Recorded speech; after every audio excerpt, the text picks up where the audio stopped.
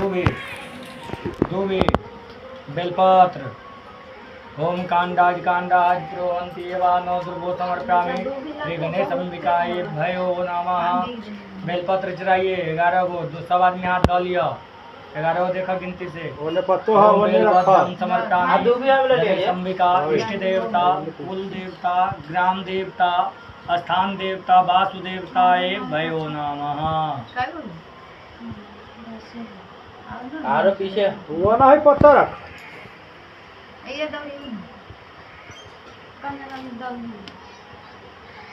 हो गए 11 गो पत्ता सपट होके चढ़ता है सीधा ऐसे है न तो उल्टा करके चढ़ते पत्ता सब वैसे लगा लो सब।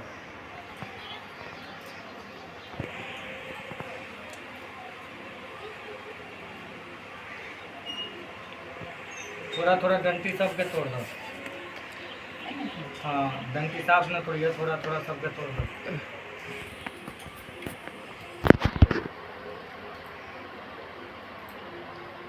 उलट के रखा काम है बेल पत्ता ना ये एक एक जगह है 11 गो। चलिए गणेश जी पे चढ़ा दीजिए यहाँ। हाँ दोनों हाथ से ऐसे पकड़िए, एक आदमी पकड़िए बीच वाला या साइड वाला, दोनों आदमी धर दीजिए आराम से। ओम बेलपत्रम समर्पयामि रख दो एक बार रख। हाँ तू ओम बेलपत्रम समर्पयामि गणेश अंबिका इष्ट देवता कुल देवताय भयो नमः। जल गिराइए। ओम गंगा जलानि समर्पयामि सर्व देवताय भयो नमः। अक्षत ओम अक्षता सुरेष्टा कुमक्ता सुशोभिता समर्पयामि गणेश अंबिकाय भयो नमः। एगो दर्भ चढ़ा दीजिए, एक गो दर्भ दोनों पर चढ़ा दीजिए। ओम दर्भम समर्पयामि गणेश अंबिका इष्ट देवता कुल देवता ग्राम देवता स्थान देवताय भयो नमः। प्रसाद है कुछ प्रसाद दे दो थोड़ा प्रसाद। ओम जता कल तक ओम जता वाग नैवेद्यम समर्पयामि गणेश अंबिकाय भयो नमः। प्रसाद चढ़ा दिया सब में से थोड़ा थोड़ा। अक्षत ओम स्वस्ति न इंद्रः विधि सर्वा स्वस्ति न पूषा विश्वेदया स्वस्ति न अरिष्टनेमि। ओम गणनां त्वा गणपति गंगावामहे निधिनां त्वा निधिपति गंगावामहे प्रियनां त्वा प्रियपति गंगावामहे वसुमम् अहं जाने गर्भेदमा त्वा जसि गर्भेदं वैरम्भं पुत्रं समस्तविनायकं समर्पयामि श्री गणेश अंबिकाय भयो नमः। अक्षत दान करे वाला सामान कहाँ? बाबा काय बजे तक लागत गलत न करो तो कौन फायदा दान करे से? दौड़ी तो ये है एगो दौड़ी घरे है या दान करे वाला तो उठाइए हाथ में लीजिए, जल दीजिए मैं थोड़ा दे वैसे दान करना है। आहो बाबा रोइया सब निकाल दो। काय बजे तक अच्छा छीन दो। वो है मेरा है ना दा हुआ सब ना रोइया हटा दो, ये मेरा आम के पत्ता हटा दो,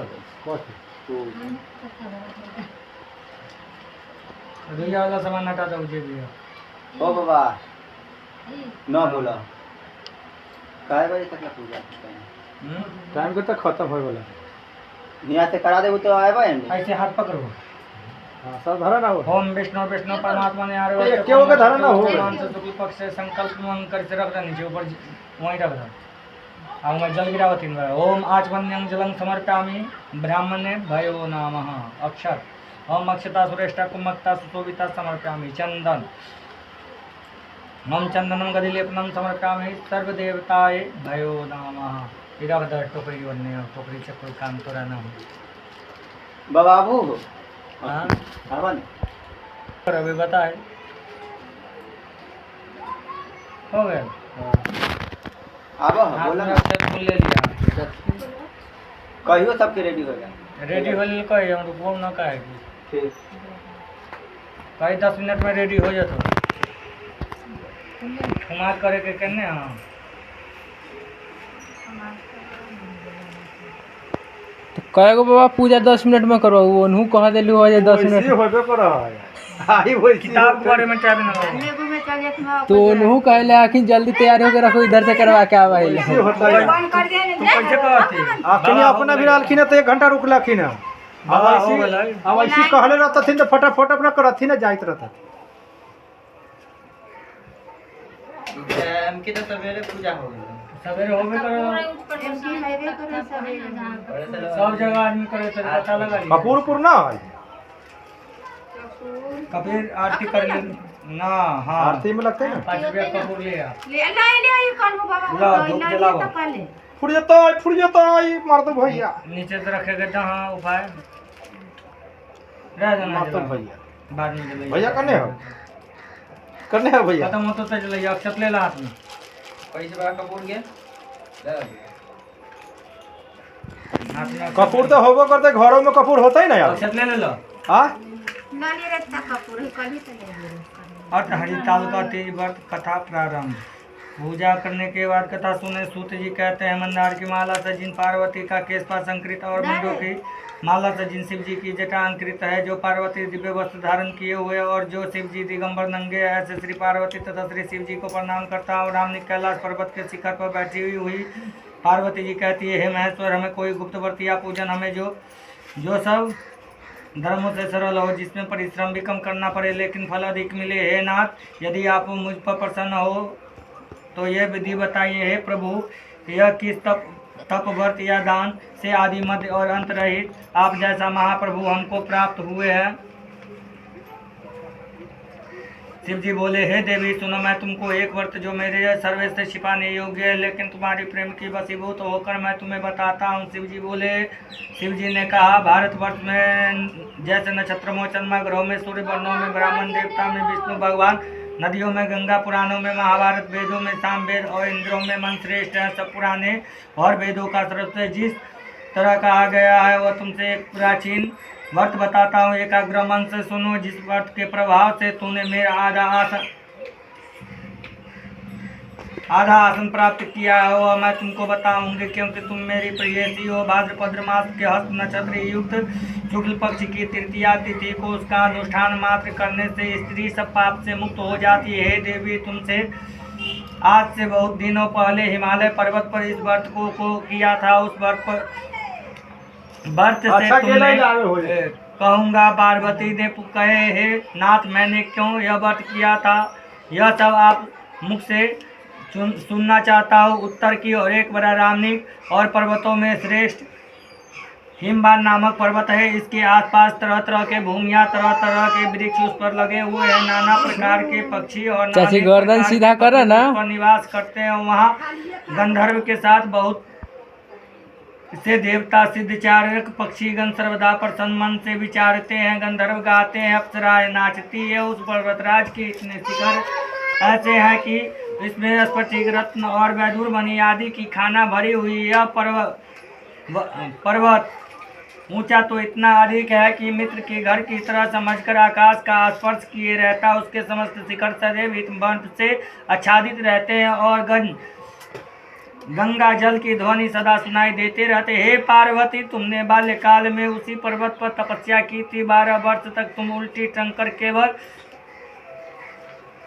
धुआं पीकर रही। 64 वर्ष तक सूखे पत्ते खाकर रही। माघ मास के तुम जल में बैठी रहती। वैशाख की दोपहरिया में पंचांगी तापती। सावन महीने में जल बरसता तो तुम भूखी प्यासी रहकर मैदान में बैठी रहती थी। तुम्हारे पिता इस तरह कष्ट सहन को देखकर बड़े दुखी हुए। वो चिंता में पड़ गए कि मैं अपनी कन्या किसको दूँ। नारद जी ने पहुँचे। मुनिश्रेष्ठ नारद जी उस समय उन्हें देखते गए थे कि नारद जी को देखकर गिरि ने आर्घा पाद आसन आदि से उनकी पूजा हिमबान बोले कि हे स्वामी, आपके लिए आए, मेरे आओ भाग्य आपका आगमन मेरे लिए अच्छा। नारद जी ने कहा, हे पर्वतराज, तूने भगवान विष्णु का भेजा हुआ आपके पास आया। मैं आपको चाहिए कि कोई नहीं, इसलिए मैं ये कहूँगा कि आप अपनी कन्या भगवान विष्णु को दे। हिमबान ने कहा, भगवान विष्णु संग मेरी कन्या ले रहे हैं और आप यह संदेश लेकर आए तो मैं उन्हें अपनी कन्या दूंगा। हिमबान की इतनी बात सुनकर मुनिराज नारद आकाश में विलीन हो गए और पीताम्बर, शंख चक्र और गदाधारी भगवान विष्णु के पास पहुँचे। वहाँ हाथ जोड़कर नारद जी भगवान विष्णु से कहा, हे देव सुनिए, मैंने आपका विवाह पक्का कर दिया। उधर हिमबान ने पार्वती के पास जाकर कहा कि हे पुत्री, मैंने तुम्हें भगवान विष्णु को दे डाली। तब पिता की बात सुनकर तुम बिना उत्तर दिए हुए अपनी सखी के घर चली गए। वह जमीन पर पड़कर तुम बड़ी दुखित होती हुई विलाप करने लगी। तुमसे इस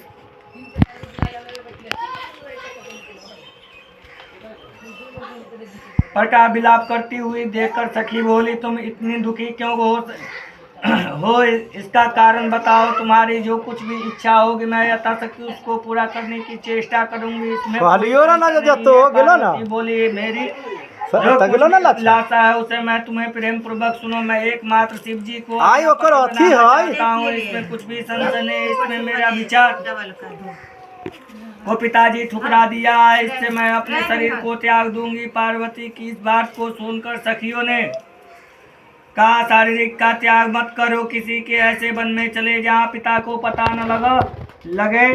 इसी चला कर तुमने वैसे वन में जा पहुंची।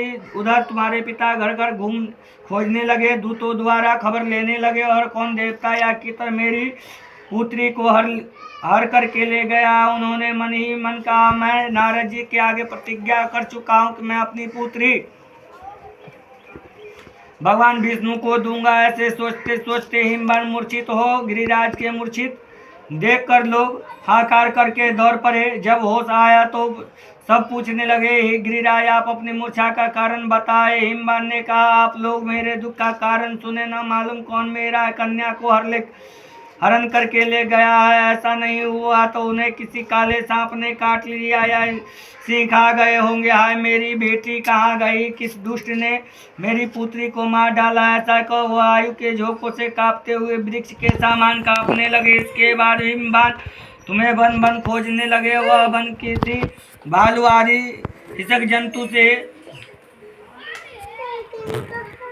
हिंसक साथ भयानक वन में चलती चलती एक ऐसी जगह जा पहुंची जहाँ एक नदी बह रही थी। उसके सामने तट पर एक बड़ी सी कंदरा थी। तुमने उसी कंदरे में आश्रम बना लिया। मेरी इच्छा बालुकामी प्रतिमा बनाकर अपनी सखियों के साथ निराहार आकर एकत्रित जब भाद्रपद शुक्ल पक्ष के हस्तयुक्त तृतीया तिथि प्राप्त हुई तब तूने मेरा विधिवत पूजन किया और रात भर जाग कर गीतादि व्याधि मुझे प्रसन्न करने में बिताया। उस पर्वतराज के प्रभाव से मेरा आसन डगमगा उठा, जिसने मैं तत्काल में उस जगह पर जा पहुंचा जहां पर तुम अपनी सखियों के साथ रहती थी। वहां पहुंचकर मैंने तुमसे कहा कि तुम पर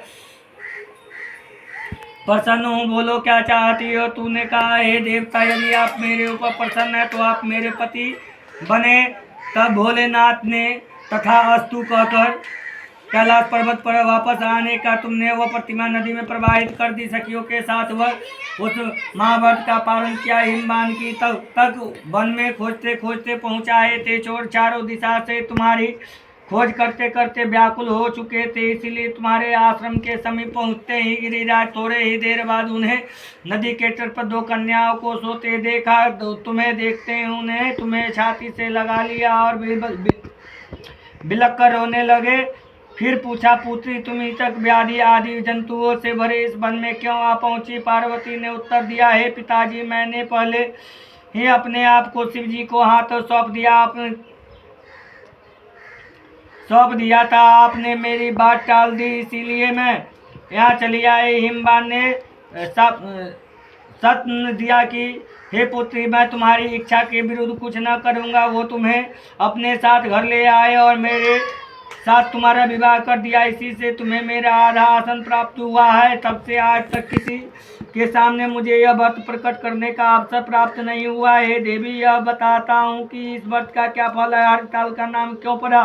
तुमको सखिया हर ले गए थे, इसीलिए हरिताल का नाम पड़ा। पार्वती ने कहा, हे प्रभु, अपने नाम तो बताया, अब इसकी विधि बताए। इसका क्या पुण्य है, क्या फल है, क्या यह व्रत कौन करे? श्री शिव जी पार्वती से कहते हैं, हे देव, हे देवी, मैंने समस्त स्त्री जाति की भलाई के लिए उस उत्तम व्रत बताया जो स्त्री अपने सौभाग्य की रक्षा करना चाहती हो, यत्न पूर्वक वह व्रत करे। केले के खंभे में आदि से सुशोभित एक सुंदर मंडप बनावे, उसमें रंग बिरंगे रेशमी कपड़े चांदवे लगाकर चंदन आदि सुगंधित दर्भों से वह मंडप लिपवाए। फिर शंख मृगादि आदि बाजा बजाते हुए बहुत से लोग एकत्रित होकर तरह तरह के मंगलचार करते हुए उस मंडप को पार्वती तथा शिव जी की प्रतिमा स्थापित करे। उस रोज दिन भर उपवास रहकर सुगंधी फूल, सुगंध और मनोहर धूप, नाना प्रकार के नैवेद्य आदि एकत्र कर मेरी पूजा करे और रात भर जागरण करे। ऊपर जो जो वस्तु गिनाई गई है उसके अतिरिक्त नारियल, सुपारी, जाम्बिरी, नींबू, लौंग, इलायची, नारियल आदि जो जो फल फूल प्राप्त हो उसको इकट्ठा कर ले। उस ऋतु फल से जो फल तथा फूल मिल सके विशेष रूप से रखे। इस बार धूप दीप से पूजा करे, प्रार्थना करे। हे शिव रूपे सब धर्म अर्थों को देने वाली हे देवी, हे शिव रूपे आपको नमस्कार है। हे शिव रूपे आपको सदा के लिए नमस्कार है। हे ब्रह्म रूपनी आपको नमस्कार है। हे जगधात्री आपको नमस्कार है। हे सिंहवाहिनी संसार के भय से भयभीत मुझे दिन की रक्षा करे। इस कामना की पूर्ति के लिए मैंने आपके पूजन की है। तदंतर विधि पूर्वक कथा सुने और ब्राह्मण को वस्त्र, गौ, सुवर्ण आदि देवे। इस तरह एकाचरित होकर स्त्री पुरुष दोनों एक साथ पूजन करे। फिर वस्त्र आदि जो कुछ भी हो उसका संकल्प करे। हे देवी, जो स्त्री इस प्रकार पूजन करती है वह सब पापों से छूट जाती है और उसे 7 जन्म तक सुख तथा सौभाग्य प्राप्त होता है। जो स्त्री तृतीया तिथि का व्रत न कर अन्न करती है वह 7 जन्म तक बांध्या रहती है और उसको बार बार विधवा होना पड़ता है। वह सदा दरिद्र पुत्र से शोकाकुल स्वभाव की लड़ा की सदा सुख भोगने वाली होती है और उपवास न करने वाली घोर नरक में जाती है। न करने वाली घोर नरक में जाती है। तीज के अन्न खाने से, सुकरी फल खाने से, बदरिया पानी पीने से, जोक दूध पीने से, सापिन मांसाहार करने से, बागिन दही खाने से, बिल्ली मिठाई खाने से, चींटी और कुछ खाने से मक्खी होती है। जो उस रोज सोने से अजगरी होती है और पति को धोखा देने से मुर्गी होती है। इसीलिए सभी स्त्री व्रत अवश्य करे। दूसरे दिन सुवर्ण, चांदी, तांबा अथवा बांस के पात्र में अन्न भरकर ब्राह्मणों को दान दे और पारण करे। जो स्त्री इस प्रकार व्रत करती है वो सदा सुखपाक्रांत में शिवलोक को चली जाती है। इति स्कंद पुराणे रेवाखंडे हरिताल का तीज व्रत समाप्तम। अच्छा छोड़ दो आरती के लिए।